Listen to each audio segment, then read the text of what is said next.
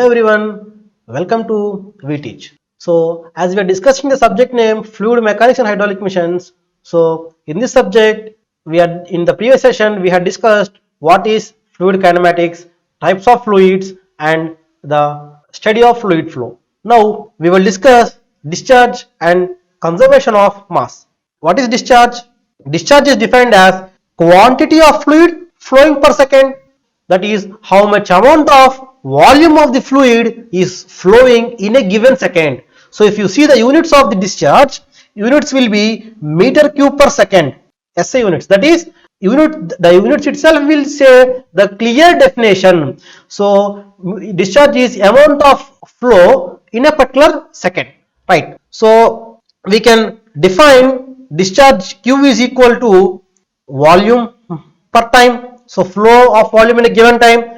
So volume can be written as area into length by time. So length by time, distance by time is velocity. So discharge is equal to area into velocity. So discharge can be written as volume by time or area into velocity. Fine. Let us see conservation of mass principle. Let us see conservation of mass principle or continuity equation. See, the principle of conservation of mass states that mass cannot be created nor destroyed. As similarly, energy cannot be created nor destroyed. Similarly, mass also cannot be created nor destroyed. So, for a control volume means it is a fixed or a closed boundary where we can study the flow of fluid.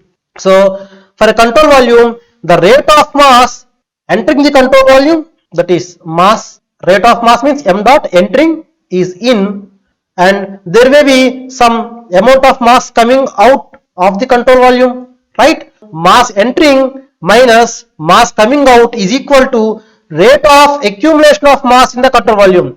So there is a control volume. To this control volume, some amount of mass is entering and some amount of mass is exiting. So because of entry and exit, there may be some mass accumulated inside the control volume. So mass rate in minus mass rate out is equal to rate of change of mass with respect to time, right? For a steady flow, the fluid properties will not change with respect to time. That means the fluid properties remain constant with respect to time. So what we can get here, dmCV by dt will be 0 for a steady flow. That means mass entering is equal to mass out. So if I want to derive this mass entry and mass out for a one-dimensional steady flow, as it is steady flow, there is no control volume concept. So m dot is equal to rho into q. So how this formula came? We well know that density is equal to mass by volume. From that we derived m equal density into volume, right?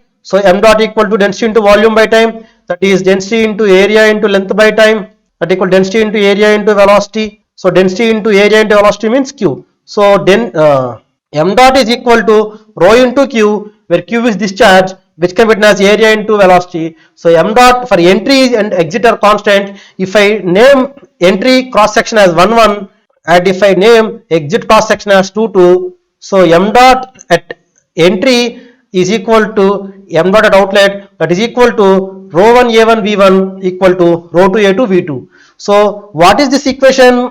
This equation is for one-dimensional steady flow and compressible fluid type only. Why? Because of density is not constant here. See, at inlet density is rho 1 and at outlet density is rho 2. So we can write this as this equation as for a one-dimensional steady flow and it is for compressible fluid. We have to stress this, right? For example, if I want to write the same equation for incompressible flow, density remains constant. So rho 1, rho 2 will get cancelled off. We left with a1 v1 is equal to a2 v2. So if anybody asked what is a1 v1 equal to a2 v2 equation, don't simply say steady flow equation. It is one-dimensional steady flow incompressible fluid flow equation, and rho 1 a1 v1 equal to rho 2 a2 v2 is a one-dimensional steady flow compressible fluid flow equation. a1 v1 equal to a2 v2 is a one-dimensional steady flow incompressible fluid flow equation.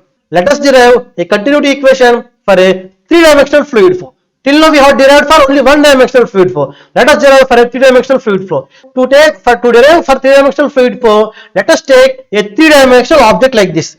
Okay. So now what I will do, I will apply the formula mass in minus mass out equal to rate of mass accumulated in x direction, in y direction, and in z direction. Let us see it. So for example, if we see, we had just taken a control volume, or we name it as a fluid element, having length in x-axis as dx, length in y-axis as dy, and length in z-axis as dz. And similarly, velocity in x-axis as u, velocity in y-axis as v, and velocity in z-axis are w.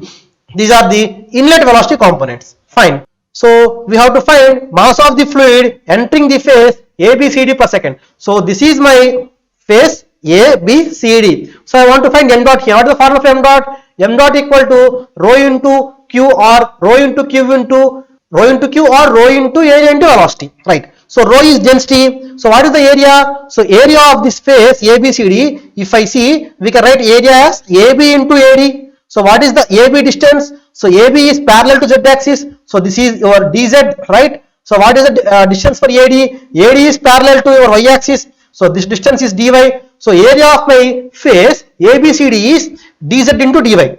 So into velocity u, right? So density into area into velocity. Fine. Similarly, now the same mass, like that is the flow, the same fluid flow is entering at ABCD, and it will exit at the another parallel phase, that is EFHG, right? EFGH.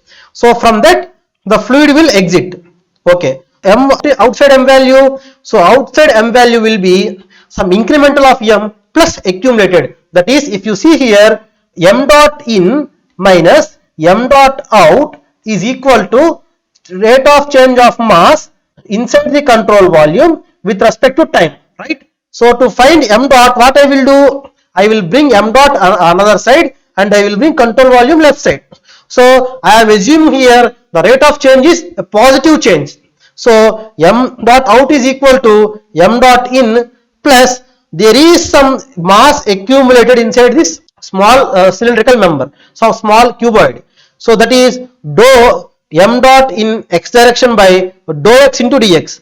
Okay. So what is this? This is small change in mass. So how can we write this? So we know that m dot in from the above equation, rho u dy dz, and dou of m dot in, which is nothing but rho u dy dz by dou x into dx. So if you simplify this, we can write this rho u dy dz plus dou of rho u by dou x into dz dy and dx dy and dz. So the gain of mass in x direction is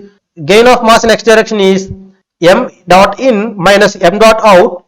Gain of mass in x direction is, so what is the value here? So rho u dy dz minus m dot out. So minus rho u dy dz minus dou of rho u by dx into dx dy dz. So like this is my m dot in and this is my m dot out. Fine. So these two terms will get cancelled off, and left with this equation, which is minus dou by dou x of rho u into dx dy dz. Similarly, we will find the gain of mass in y direction, and similarly we will find the gain of mass in z direction.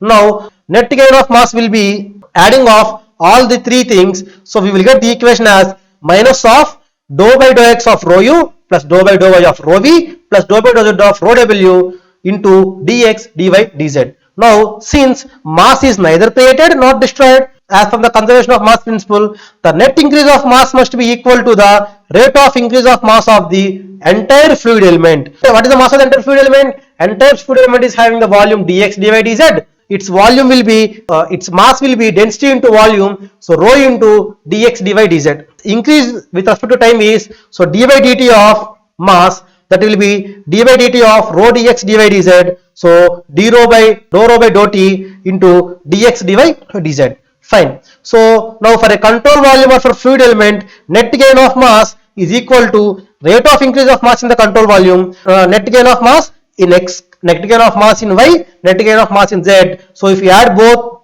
three individually, we got this equation above, equate it to this entire mass fluid element rate of mass increment. So if you left, we get the equation as dou by dou t of rho, or else dou rho by dou t plus dou of rho u by dou x plus dou of rho v by dou y plus dou of rho w by dou z is equal to 0. So equation of 3.8, that is, this equation represents continuity equation in a Cartesian coordinate in most general form, and this equation can be applied to steady and steady flow, uniform non-uniform flow, and compressible and incompressible flow. So this can be applied to everything. If it is a steady flow, fluid properties will not change with respect to time, so they remains constant. So dou rho by dou t will become 0 for a steady flow. Why? Because of here the density property is a constant, differentiation of constant will be 0, and your equation, general equation for a steady flow will become differentiation of rho u with respect to x and differentiation of rho v with respect to y and differentiation of rho w with respect to z.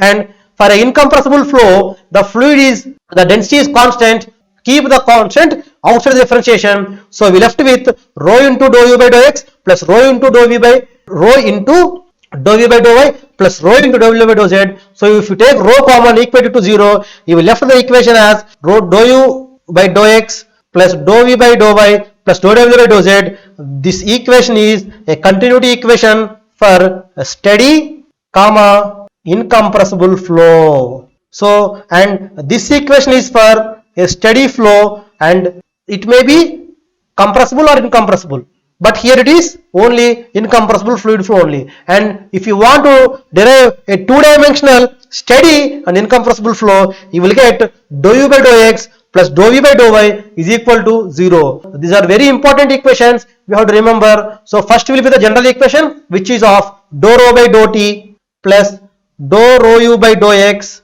plus dou rho v by dou y plus dou rho w by dou z is equal to 0. This is a general equation. It may be applied to steady and steady, and uniform non-uniform, and compressible incompressible flow. If I take steady flow, this term will be 0, and if I take incompressible flow, that means density will not be there, it will come outside because of it is a constant term.